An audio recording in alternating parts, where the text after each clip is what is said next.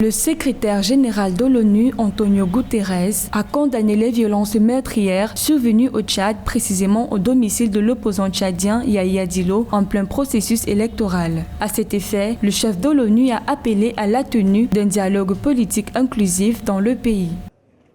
D'abord, la première chose à faire, c'est de maintenir l'ordre public et la tranquillité, ce qui est de la puissance publique, pour qu'il y ait la sécurité.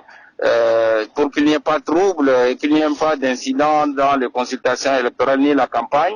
Mais en même temps, il faut détendre l'atmosphère parce qu'il y a beaucoup d'appels au dialogue et au calme et à l'apaisement.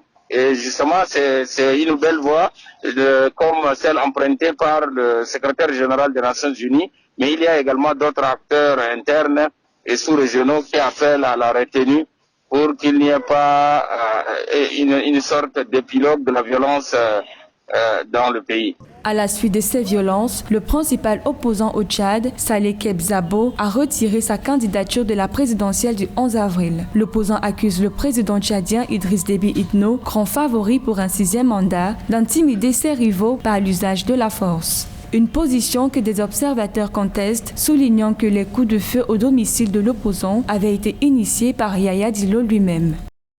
Il s'agit d'une exécution d'un mandat qui a perduré et l'individu s'obstine à résister à l'autorité judiciaire et à la rigueur de la loi. Mais nul n'est au-dessus de la loi, mais bien sûr. Et même si